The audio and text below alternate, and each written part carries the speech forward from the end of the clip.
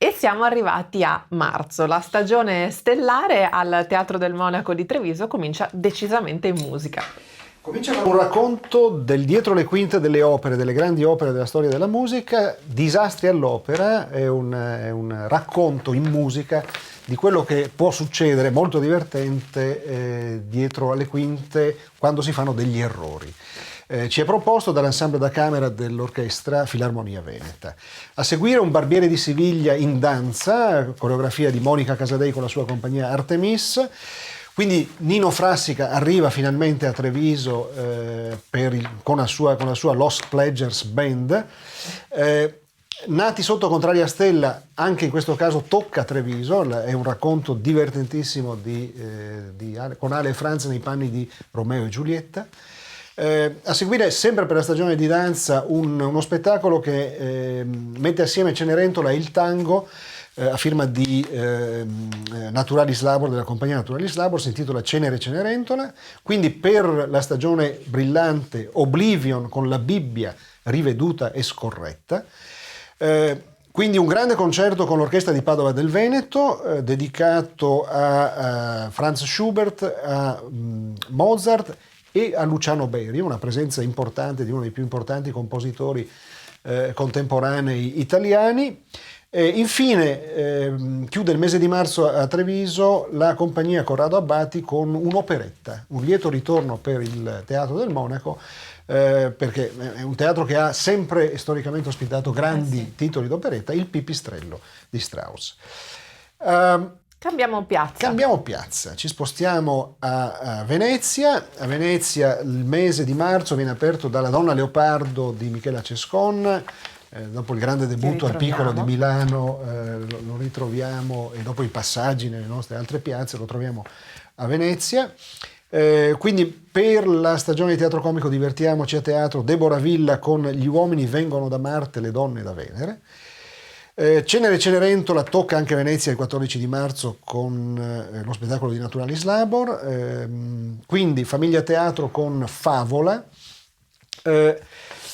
Un grande appuntamento musicale realizzato in collaborazione con Veneto Jazz, La leggenda di Morricone con l'Ensemble Symphony Orchestra, un grande appuntamento con grande musica. Quindi I Miserabili, il grande classico con la regia di Franco Però e Franco Branciaroli a interpretare Jean Valjean. Quindi un Macbeth, anche questo grandissimo classico della storia del teatro, con la regia e l'interpretazione di Serena Sinigaglia per il Teatro Stabile di Bolzano. Infine una grande conferenza spettacolo su Pina Bausch, fatta da una delle sue principali danzatrici, Cristiana Morganti, Moving with Pina, il titolo dello spettacolo che chiude il mese di marzo al Goldoni, il 31 per l'appunto. Certo. Infine il Verdi a Padova. Il Verdi a Padova ha una programmazione molto intensa, perché alla programmazione principale del Verdi si affianca una intensa programmazione al Teatro delle Maddalene, che è il nuovo teatro, novità di quest'anno a Padova. Apriamo il mese con Ennio Marchetto e i suoi giochi di cartone, The Living Paper Cartoon, il 5 di marzo. A seguire il primo di 3 appuntamenti di una bellissima iniziativa della Regione Lombardia che promuove la tournée di giovani compagnie. Questo progetto si intitola Next. Sono 3 compagnie, la prima il 6 di marzo con il Teatro del Simposio, la seconda il 10 marzo con Cronos 3 e infine il 24 di marzo Servo Muto Teatro. È importante perché, oltre a sostenere le tournée di giovani compagnie, ci consente di intercettare le vere novità del mondo del teatro, quelle cose che emergono dal basso, e siamo molto contenti di poterlo ospitare.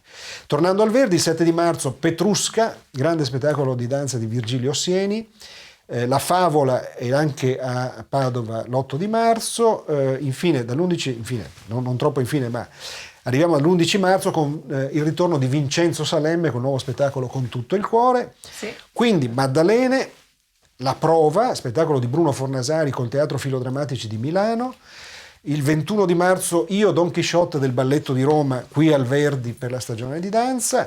Siamo al Verdi ancora il 22 di marzo con Raperonzolo, spettacolo per famiglie, e con Il Giardino dei Ciliegi di Alessandro Serra, nostra produzione, che ha debuttato quest'anno alla Biennale Teatro. Infine il mese lo chiudiamo con il primo di 8 spettacoli della nostra compagnia Amor Vacui, con uno spettacolo molto delicato e intimo che si chiama per l'appunto Intimità.